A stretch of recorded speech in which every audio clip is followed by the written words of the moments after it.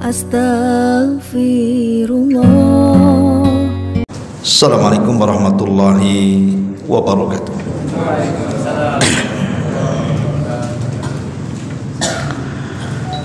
Alhamdulillah, wassalatu wassalamu ala rasulillah wa ala alihi wa sahbihi wa mawalah wa la hawla wa la quwata illa billahi wa ba'du. Alhamdulillah, segala puja dan puji hanya milik Allah subhanahu wa ta'ala. Salawat dan juga salam kita hadiahkan kepada Rasul kita Nabi besar Muhammad sallallahu alaihi wa ala alihi wasallam. Ma'asyiral muslimin yang dimuliakan Allah subhanahu wa ta'ala, biasa kita mengkaji siratul anbiya, sirah para nabi. Biar tidak bosan, kita selingi dengan tema yang lain, tema sederhana tapi penuh dengan nasihat untuk kita semuanya. Ma'asyiral muslimin yang dimuliakan Allah subhanahu wa ta'ala, tema di malam hari ini kita akan membahas tentang beberapa penyebab dan juga obat dari setiap permasalahan hidup manusia.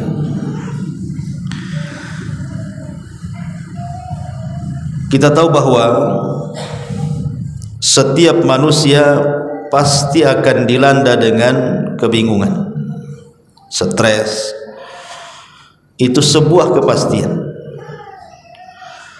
Kan Allah subhanahu wa ta'ala yang mengatakan wa tilkal ayyam nudawiluha bainan nas.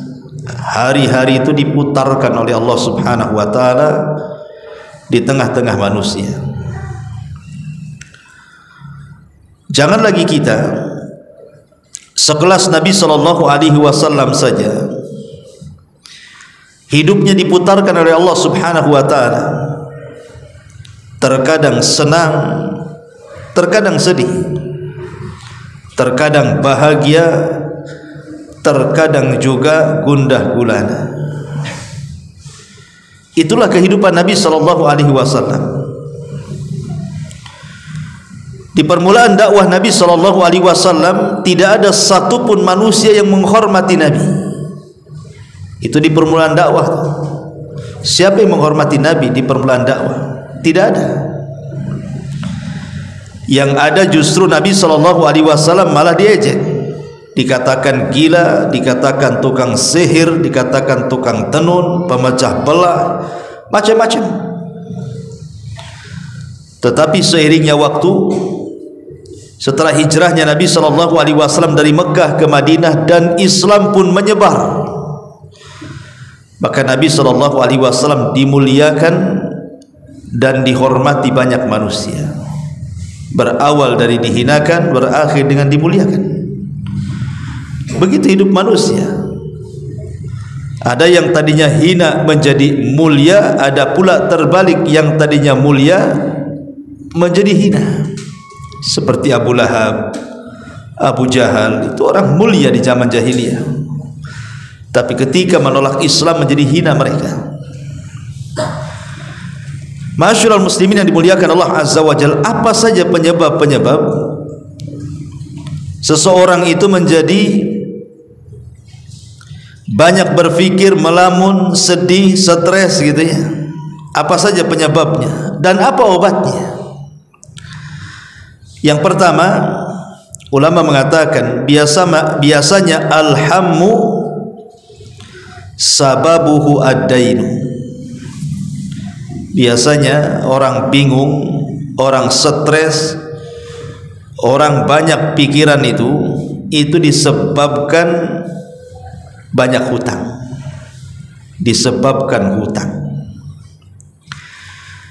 Dan ini dialami oleh sahabat Rasul, bukan kita saja yang stres tuh ikhwan kalau ada hutang tuh ya kan. Sahabat Nabi juga sama. ketika mereka punya hutang, hidup mereka susah. Disebutkan dalam sebuah hadis, ketika Nabi SAW satu hari masuk ke dalam masjid. Entah kenapa hari itu Nabi pengen ke masjid, padahal di luar waktu sholat.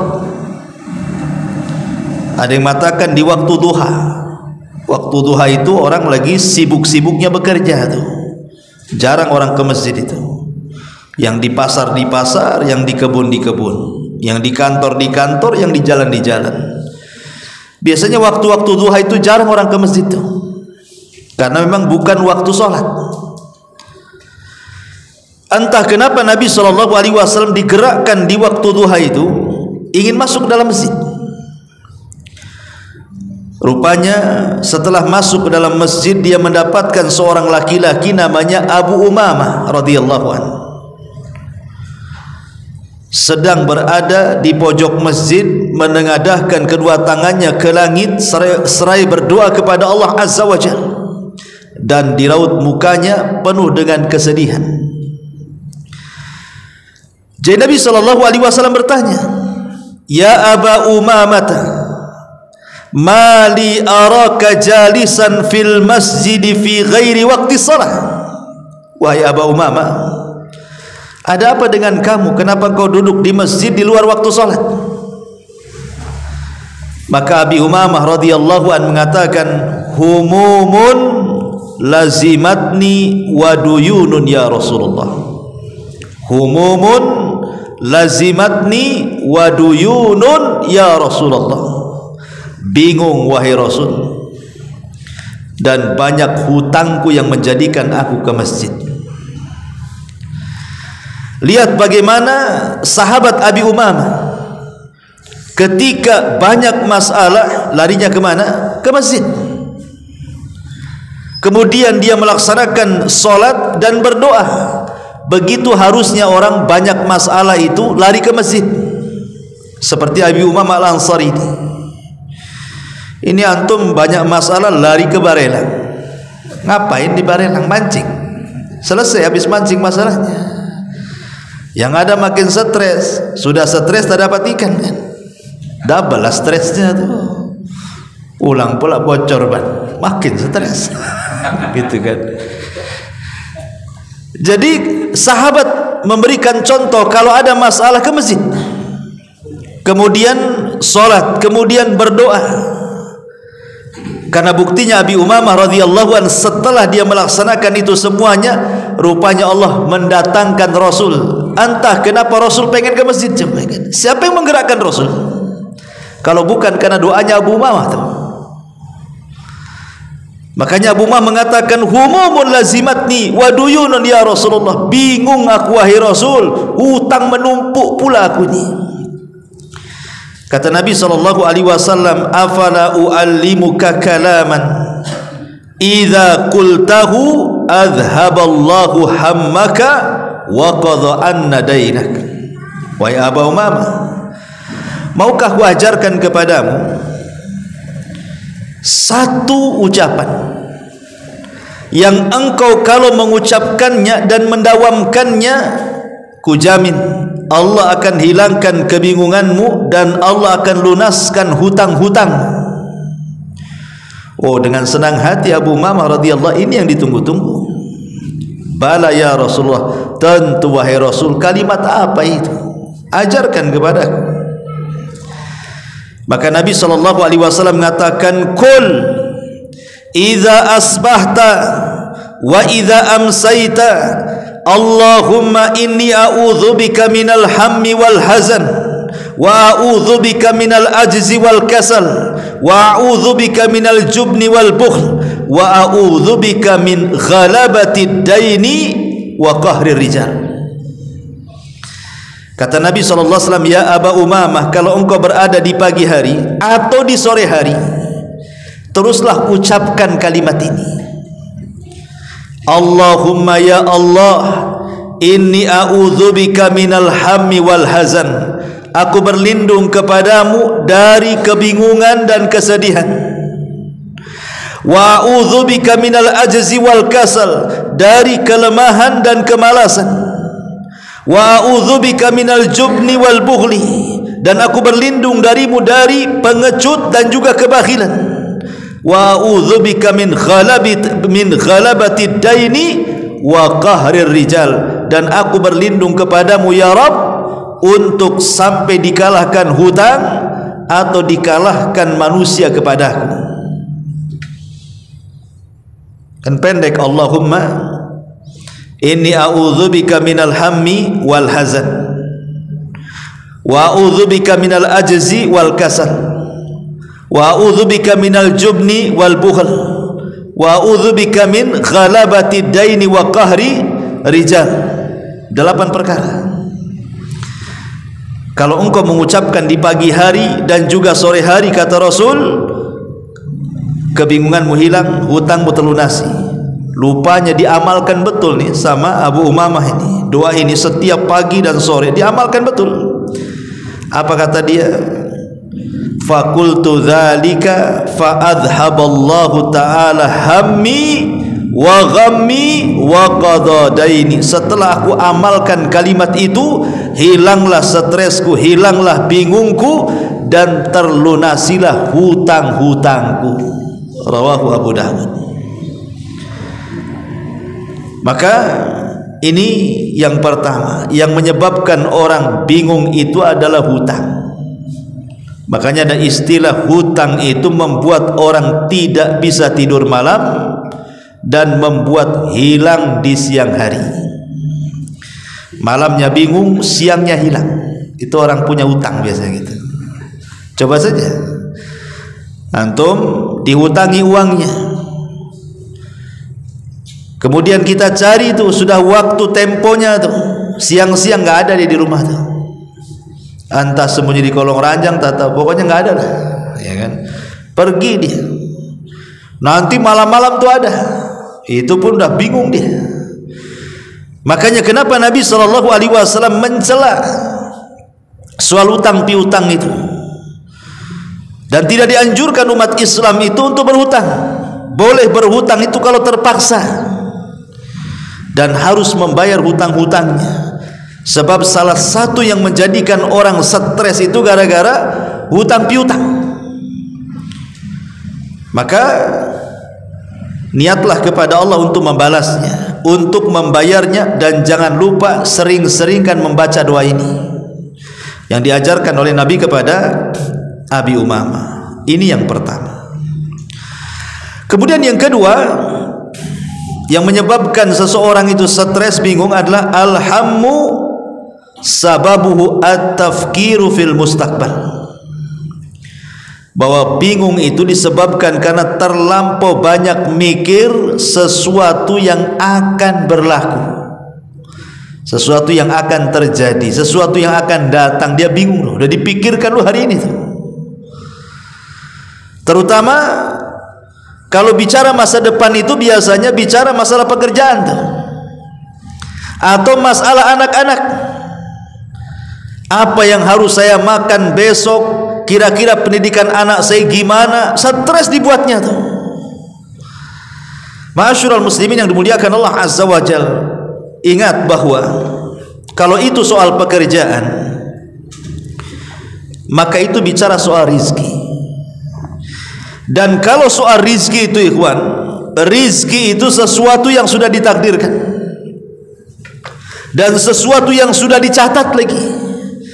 Artinya karena sesuatu yang sudah ditakdirkan dan dicatat, rizki itu tidak mungkin kemana. Sampai ada perdebatan antara Imam Malik dan Imam Syafi'i. Kata Imam Malik kepada Imam Syafi'i bahwa rizki itu tidak akan kemana, tanpa dicari pun dia akan datang. Kata Imam Syafi'i, tidak wahai Imam, rizki itu harus dicari. Jadi Imam Malik berpendapat rizki pasti datang, nggak usah dicari pun dia datang dia. Tapi kata Imam Syafi'i tidak, rizki itu harus dicari, bekerja baru dapat rizki. Kemudian setelah perdebatan ini keduanya pergi. Akhirnya Imam Syafi'i rahimahullahu ta'ala kemudian berangkat menuju sebuah tempat safar. Di tengah jalan, kemudian dia melihat ada kakek-kakek yang sedang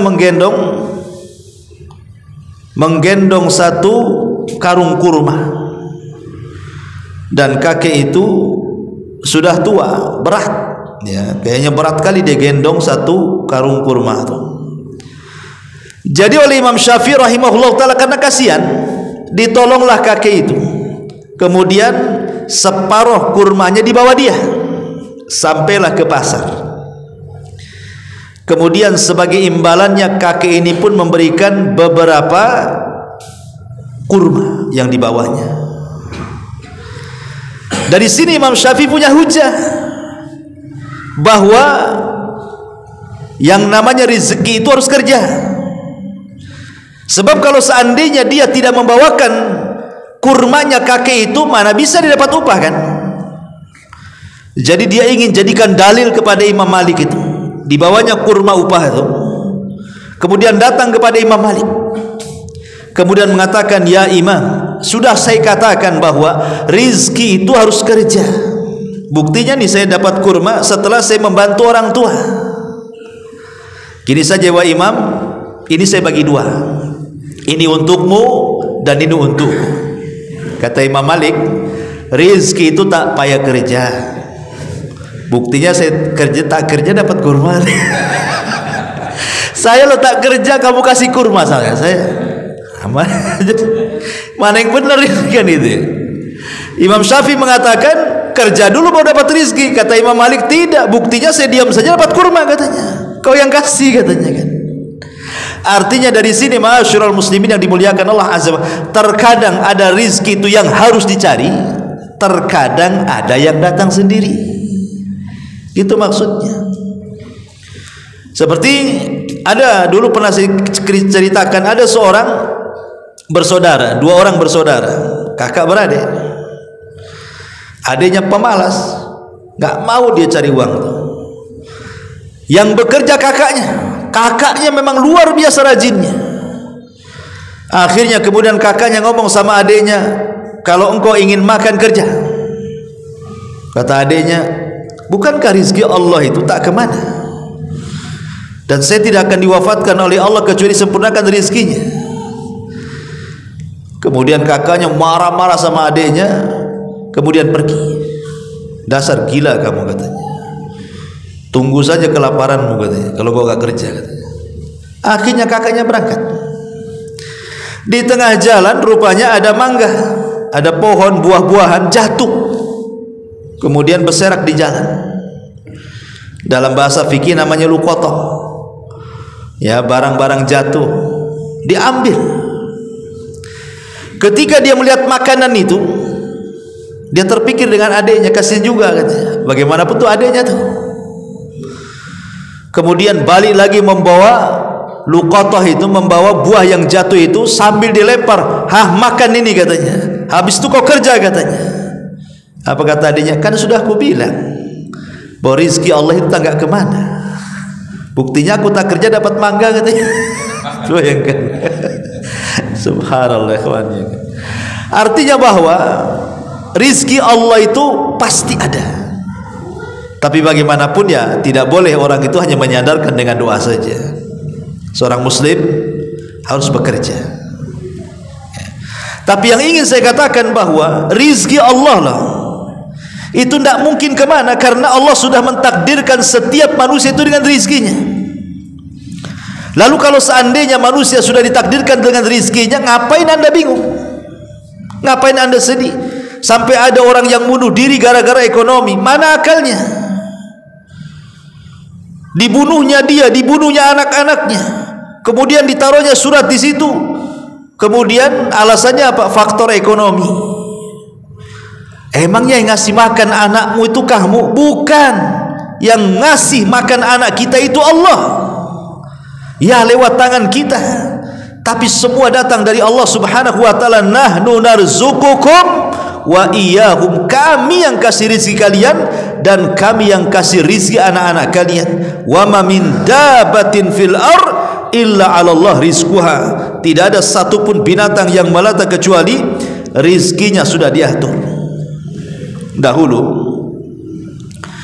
ada seorang ratu di zaman kerajaan Abbasiyah, namanya Ummu Ja'far Zubaidah Al-Abbasiyah, ma'ruf. Zubaidah istri daripada Harun Ar-Rasyid, ya.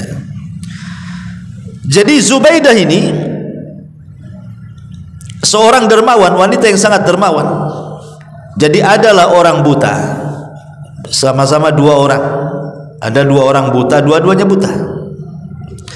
Mendengar bahwa seorang istri raja itu sangat dermawan, akhirnya kemudian kedua-duanya pun ingin, bahasa kitanya ngemis lah ya, ingin meminta sesuatu. Ya karena mereka buta, tidak bisa bekerja. Ya dengan cara meminta-minta itulah caranya. Macam mana caranya orang buta kerja? Gak punya skill. Kecuali kau diajak gitu ya. Akhirnya kemudian dua orang ini datang dan berdiri di pintu siapa? Di pintunya istananya Zubaidah ini, Ummu Ja'far ini. Kemudian dua-duanya berdoa dan dilantangkan doanya. Yang satu mengatakan doanya, Allahumma rzuqni min fadli Ummi Ja'far.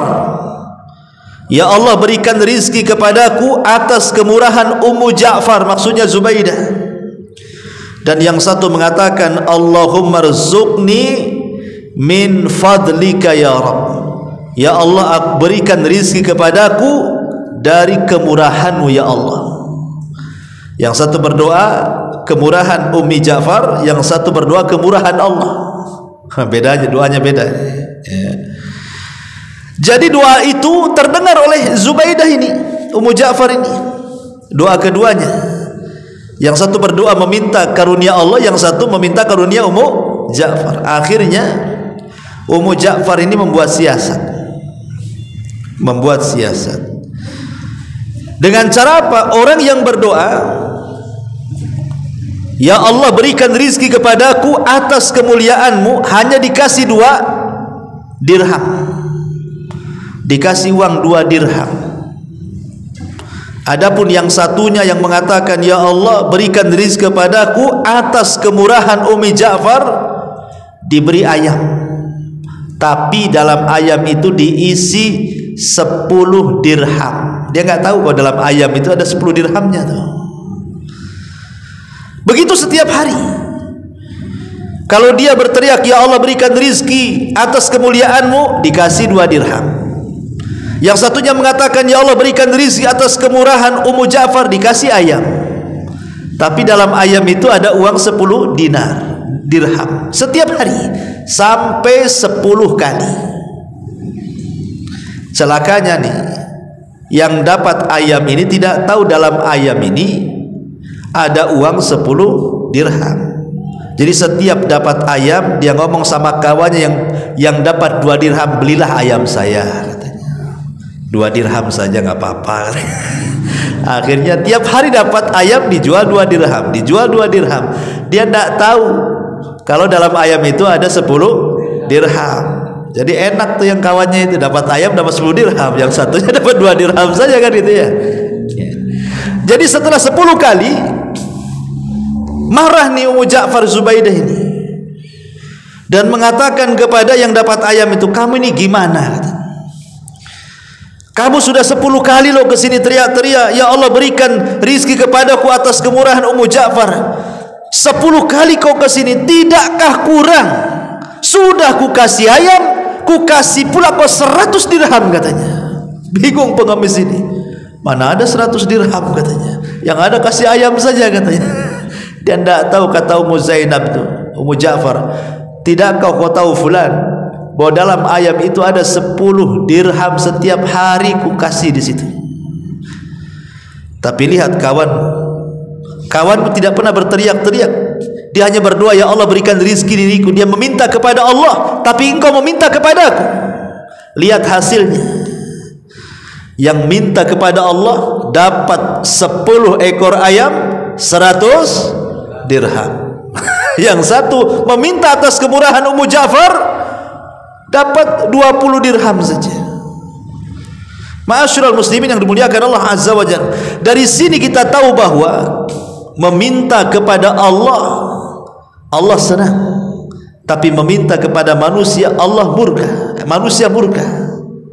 Makanya kenapa Rasul mengatakan dalam sebuah hadis itu, Allah akan marah jika engkau tidak meminta kepadanya, dan Bani Adam akan marah jika engkau selalu minta kepadanya.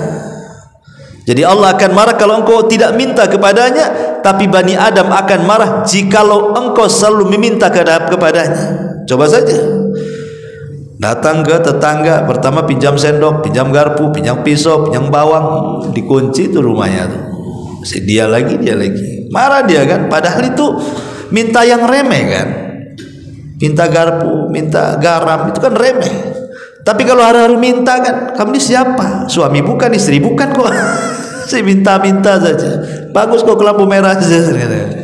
Jadi orang itu kalau terus diminta-minta marah, tapi kalau Allah diminta justru senang. Kalau tidak diminta justru marah. Itulah bedanya Allah dengan kita. Bahkan ada satu kisah menarik dari seorang ulama namanya Asam, Hatim Al-Asam. Dulu ada ulama salaf namanya Hatim Al-Asam. Jadi Hatim Al-Asam ini hidup di sebuah tempat bersama keluarga kecilnya. Jadi satu hari dia ada keinginan untuk haji tetapi tak punya bekal. Hatim Al-Asam ini pengen haji tapi tak punya bekal, tapi keinginan hajinya kuat. Sampai satu hari banyaklah di daerahnya itu yang berangkat haji dengan menggunakan kafilah. Jadi dia pengen ikutlah, entah jadi pengawalnya, entah nanti kokinya, pokoknya sekalian haji sampai ke Mekah gitu ya. Jadi dia pamit dengan keluarganya. Semua keluarganya menolak. Kalau engkau pergi wahai Hatim, siapa yang ngasih makan kami di sini? Paling engkau memberikan sesuatu untuk kami paling lama 3 hari dah habis. Lalu setelah itu apa yang harus kami makan katanya? Tidak usahlah kau pergi haji katanya. Tapi rupanya ada anaknya yang kecil yang perempuan, anak Hatim Al-Asam ini memberi tahu dan mengatakan, kalau saya berbeda dengan yang lainnya. Pergilah wahai Abi, karena yang ngasih rizki bukan kamu, tapi yang ngasih rizki Allah katanya. Pergi saja. Akhirnya kemudian pergilah Hatim Al-Asam ini bersama kafilah. Karena tawakalnya luar biasa, Hatim Al-Asam ini walaupun dia berangkat gitu saja loh, nggak pakai modal, dia hanya ngikut kafilah orang. Rupanya Allah takdirkan yang pemilik kafilah itu sakit di tengah jalan. Kemudian Hatim Al-Asam ini pandai mengobati orang. Diobatilah pemimpin kafilahnya itu sampai sembuh. Akhirnya sama pemimpin kafilah itu dia mengatakan, ya Hatim, karena engkau sudah mengobati penyakitku, maka semua ongkos berangkat dan pergimu ke haji aku yang tanggung katanya. Lihat, rizki Allah, tawakal. Ya, tapi jangan nekat. Nekat tuh antum naik sepeda dari sini ke Arab, ngapain? Ya, masyaallah muslimin yang dimuliakan Allah Azza wa Jalla. Lah, kembali ke keluarganya nih. Hatim Al-Asam ini sudah jauh pergi sana. Ini sudah lewat 3 hari. Perbekalan makanan di rumah mulai menipis. Mungkin bahasa kita beras dah habis, kulkas dah kosong, uang pula tak punya. Cemana mau belanja, apa yang mau dimakan, bingunglah keluarganya Hatim Al-Asam ini. Kecuali yang tenang anak perempuannya. Tapi anak perempuannya mulai disalah-salahkan sama saudaranya. Gara-gara kamu, lihat makan apa kami katanya. Katanya rizki itu dari Allah. Mana katanya.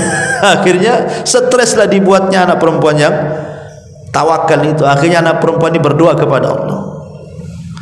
Lah kebetulan ketika itu ada rombongan Amirul Mukminin lewat di desanya Hatim Al-Asam itu. Jadi pemimpin wilayah itu sedang jalan-jalan bersama para pejabat lainnya. Lah kebetulan singgah di desanya Hatim Al-Asam itu. Allah takdirkan Amirul Mukminin kehausan karena kehabisan air. Akhirnya kemudian dimintakan minum. Pas pula yang dimintai minum itu rumahnya Hatim Al-Asam. Kemudian ditanya, ini rumah siapa? Ini rumahnya hamba-hamba dari hamba Allah yang saleh, katanya. Namanya Hatim Al-Asam. Kaget Amirul Mukminin ini. Karena nama itu nama kondang. Nama yang sangat kondang, seorang alim ulama besar. Ya. Akhirnya kemudian dia mengatakan, kata pengawalnya, demi Allah wahai Amirul Mukminin, aku mendengar berita Hatim Al-Asam sedang pergi haji. Dan ini sudah beberapa hari keluarganya tidak makan. Mendengar seperti itu, kata Amirul Mukminin, demi Allah kita harus menghormati ulama.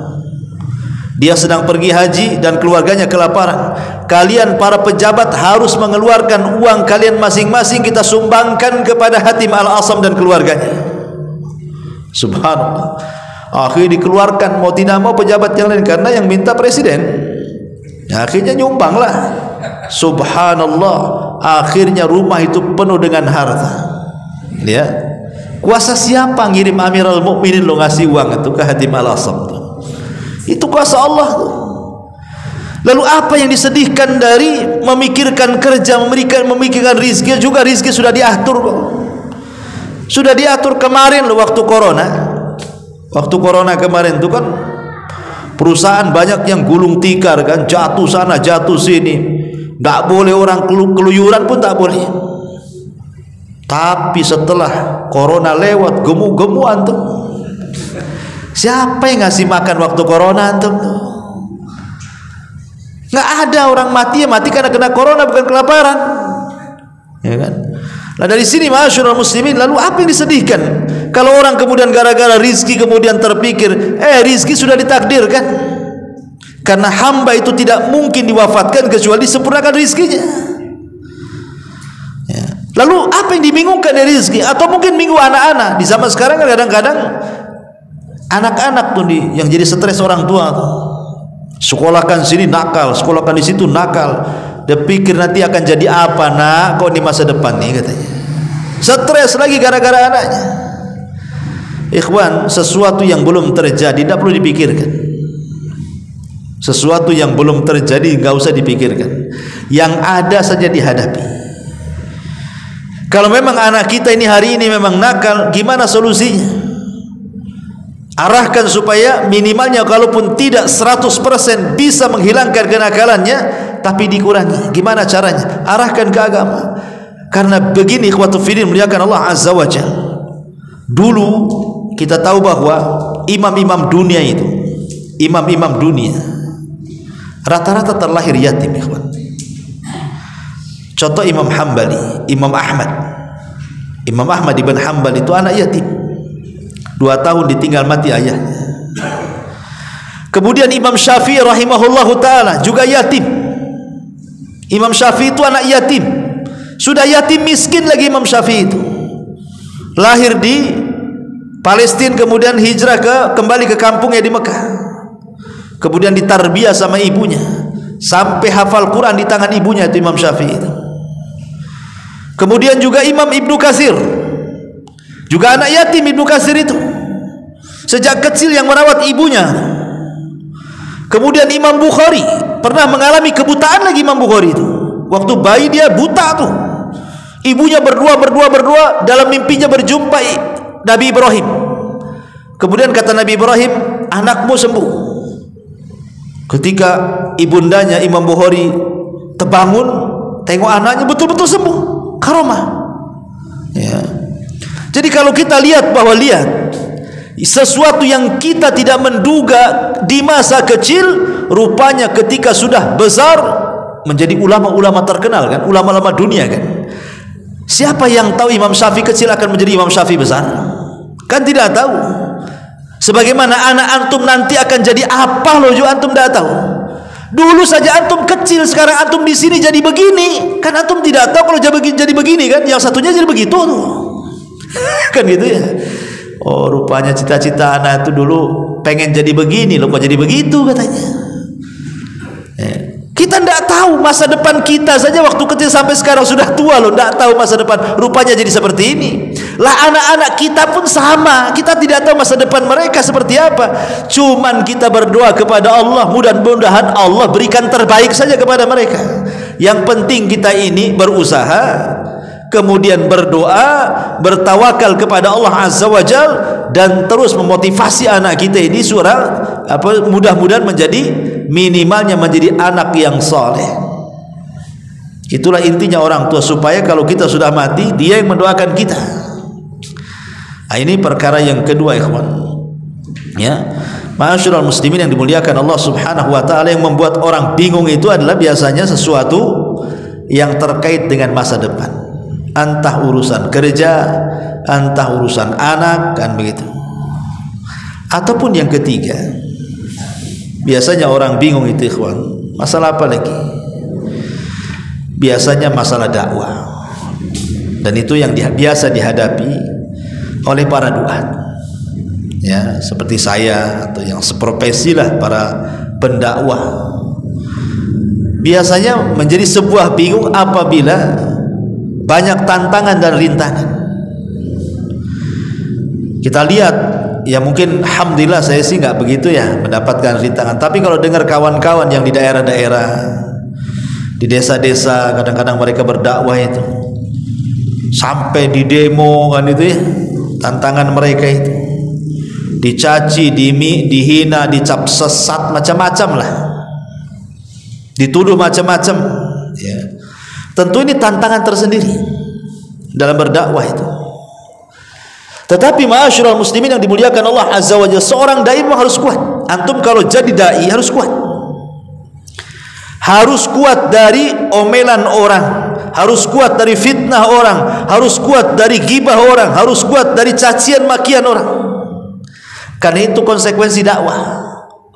Nabi saja tidak lepas daripada cacian, makian, hinaan, kan? Maka kita pun akan sama. Siapapun yang membawa apa yang dibawa Rasul pasti akan diuji seperti diujinya Nabi. Tapi tentu ujian Nabi lebih besar dibandingkan ujian kita. Tapi ada kemiripan ujiannya. Sebab kalau seandainya berdakwah kok lurus-lurus saja, nggak ada masalah, dipertanyakan dakwahnya, ngapain itu, ngajak apa tuh dakwahnya? Sebab kalau mendakwahkan dakwah yang diajarkan Rasul, mendakwahkan tauhid, mendakwahkan sunnah Rasul, pasti ada tantangan, ikhwan. Nggak mungkin nggak ada tantangan, pasti ada tantangan. Ya, dan cara menghiburnya adalah lihatlah para nabi dan Rasul, lihat Nabi. Itulah cara menghibur kita. Bagaimana kesabaran Nabi SAW dalam mengemban dakwah. Ini yang ketiga. Yang keempat, biasanya yang membuat bingung itu adalah masalah kematian. Memikirkan kematian, baik kematian kita sendiri atau kematian orang. Biasanya orang stres itu gara-gara mikir mati. Mungkin kalau antum usianya 30 atau 40 tahun ke bawah lah, biasanya belum terpikir memikirkan kematian itu. Biasanya nanti kalau usia antum sudah 60, 70, nah itu mulai terbayang-bayang mati itu. Ya, kalau udah 60, 70 lah, udah kebayang-bayang mati itu. Kalau sekarang nampaknya antum mau hidup 100 tahun aja tuh. Kan belum, ya kan, masih muda kan. Nanti kalau sudah 60 ke atas, mulai itu. Karena semakin tua itu tingkat emosionalnya semakin tinggi. Ya, menghayalnya itu melampaui batas. Kekhawatiran-kekhawatiran itu akan muncul nanti tuh. Jangan salah, antum kalau sudah 60 ke atas itu nanti kekhawatiran macam-macam khawatir. Khawatir nanti kalau sakit anaknya nggak ngerawat, khawatir kalau seandainya nggak makan, khawatir kalau sakit siapa yang ngobati, khawatir kalau, pokoknya macam-macam nanti banyak kekhawatiran tuh. Termasuk juga mikir mati. Ya karena Nabi SAW yang mengatakan seperti itu, a'maru ummati baina sittina wasab'in, kan itu ya. Umur usia umatku kata Rasul berkisar 60 sampai 70 tahun saja. Makanya usia-usia seperti ini terkadang dihayalkan kematian. Karena kata Rasul, usia umatku berkisar 60 sampai 70 tahun. Sedikit yang melewati itu. Kasihan juga kalau sampai usianya 90 100 tahun, itu kasihan saya lihatnya. Susah dapat kawan tuh, sendiri hidupnya kan, karena sebaya dia nggak ada. Kalau ada orang usia 100 tahun kan nggak ada kawannya, kawan sama siapa? Seandainya minta perkawanan di Facebook pun tak mau, udah 100 tahun. Nengok nggak level, bukan generasi saya ini katanya kan. Kasihan dia. Ya. Makanya kemudian Rasul hanya membatasi 60 sampai 70 tahun saja. Lah biasanya kematian ini membayangi kita tuh, sehingga kita stres. Ataupun kematian orang, entah anaknya mati, entah pasangannya mati, entah orang tuanya mati, entah orang yang dicintainya mati, pasti akan membawa stres tuh. Itu bawa stres. Jangankan lagi setingkat kita ya. Nabi SAW saat kematian Khadijah itu tidak bisa lepas tuh. Hampir setahun Rasul tidak bisa melupakan Khadijah. Makanya tahun meninggalnya Khadijah disebut Amul Hazni, tahun kesedihan. Ketika ada saudarinya Khadijah mengetuk pintu, suaranya seperti suara Khadijah. Teringat lagi Rasul kepada Khadijah, langsung menyembelih kambing, dibagi-bagikan ke teman-teman Khadijah. Setiap dia mengingat Khadijah, dia pasti sembelih kambing, dibagikan ke kawan-kawan Khadijah. Sampai Aisyah radhiyallahu anha cemburu dan mengatakan, Rasul, ngapainlah kau mikirkan wanita yang sudah tua mati lagi? Di hadapanmu lah wanita muda cantik lagi, katanya. Kata Rasul, bukan begitu wahai Aisyah, kau beda dengan Khadijah. Khadijah wanita yang pertama beriman saat manusia kafir. Khadijah wanita yang pertama menginfakkan hartanya saat manusia bakhil. Khadijah yang pertama kali membenarkan saat manusia mendustakan. Dan dari perut Khadijah lahirlah keturunanku, kata Rasul. Siapa yang bisa membandingi Khadijah wahai Aisyah? Artinya Nabi sampai setahun gitu ya memikirkan Khadijah. Apalagi kita. Tetapi bukan berarti kita salah memikirkan atau sedih dengan kematian orang. Yang tidak boleh itu kalau berlarut-larut sampai kepada niyahah. Itu tak boleh kalau niyahah itu. Meraung-raung, menyobek-nyobek pakaian, guling-guling, cukur rambut, gak mau dandan, bawaannya stres, akhirnya stres betul gitu kan. Kan banyak orang yang kayak gitu tuh. Makanya Nabi SAW itu satu hari menasihati ada seorang wanita. Wanita ini baru kemalangan, meninggal anak perempuannya. Di kuburan aja wanita ini tidak mau pulang lagi. Kalau boleh mau mati sama anaknya. Sedih, menangis. Rasul lewat dan mengatakan, ya ibu, bertakwalah kau kepada Allah, suruh pulang. Tapi ibu ini nggak memandang. Tetap aja dia ke kuburan memandang kuburan anaknya. Malah kemudian menyaut dengan sesuatu yang tidak enak. Iya kau ngomong begitu karena musibah tidak kena kamu. Coba kalau musibah kena kamu, kau nggak mungkin ngomong gitu, katanya. Wanita ini tidak melirik sama sekali. Rasul ya hanya menasihati, pergilah Rasul, pulang. Datang sahabat ngomong sama ibu itu, bu, tadi tahu nggak yang ngomong siapa? Itu Nabi loh yang ngomong. Kok lancang kamu menjawab seperti itu? Itu Nabi ya? Iya Nabi. Langsung dia bangkit. Kemudian dia lari mengejar sampai ke rumah Nabi. Dan rupanya Nabi itu kalau rumahnya tidak ada bawabah. Rumah Nabi itu tidak ada bawabah, itu maksudnya tidak ada satpam, tidak ada security. Belum rumah Nabi itu, tidak ada security-nya. Sehingga wanita ini bisa masuk menerobos ke pintu Rasulullah dan mengatakan, meminta maaf kepada Rasulullah, samihna ya Rasulullah, maafkan kami wahai Rasul. Tapi Rasulullah mengatakan kepada wanita ini, inna sabra fi sadmatil ula. Sabar itu dikatakan sabar saat pukulan pertama ketika kena musibah. Jadi mamanya hari ini kemalangan, hari inilah kita sabar. Kalau sudah seminggu bukan sabar, kadong namanya. Sudah seminggu apa nih? Bahasa saya kadong lah kalau sudah sebulan kan gitu ya. Sabar itu ketika hari ini kena kemalangan, hari inilah kita sabar. Nah, itulah sabar namanya. Karena sabar dikatakan sabar itu pada pukulan yang pertama kena musibah. Disitulah tergoncang hati kita, terima atau tidak dengan takdir. Ya.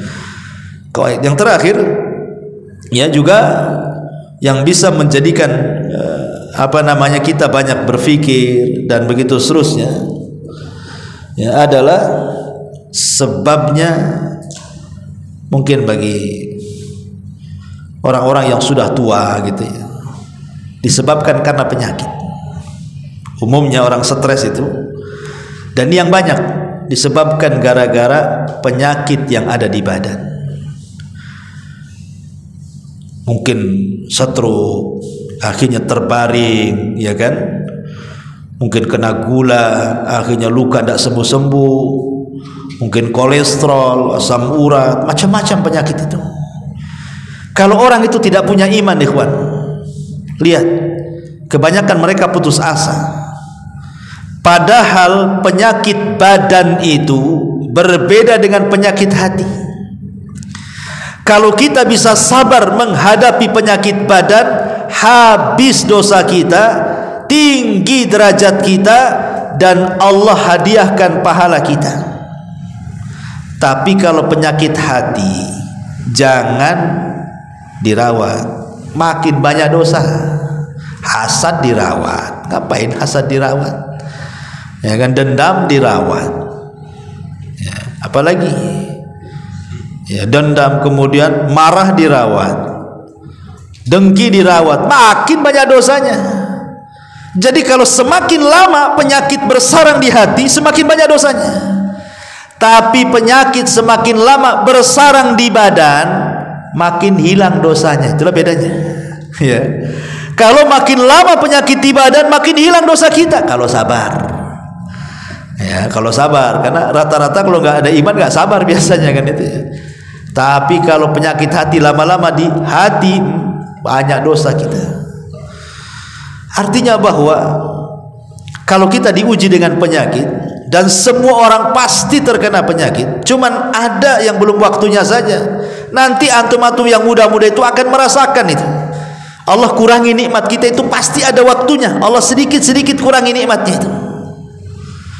Kalau sekarang yang muda-muda itu oke lah, masih sempurna lah, 99% itu masih semua bisa dimakan. Mau jengkol mentah, jengkol matang, jengkol masak, jengkol rebus, jengkol bakar, semua bisa, ya kan? Nanti udah tua, nggak bisa. Yang bakar kolesterol, minyak-minyak kan itu. Yang rebus memang tak ada kolesterol, gula pula naik katanya. Pokoknya serba salah nanti ini. Yang dibakar salah, yang direbus salah. Ya, semua serba salah. Nanti ada waktunya antum serba salah makan. Artinya bahwa sedikit demi sedikit itu nikmat Allah pasti dikurang tuh. Karena nikmat Allah itu awalnya, kemudian dari awal sedikit, kemudian banyak sampai pada puncaknya. Tapi setelah pada puncaknya Allah kurang sehingga sebagaimana awalnya. Begitulah manusia. Ada awal, ada tengah, ada akhir. Dan akhir akan sama dengan awalnya. Makanya lihat orang tua itu kurang lebih dengan bayi. Kalau bayi kita rawat masih lucu, orang tua dirawat jengkeli, ya kan?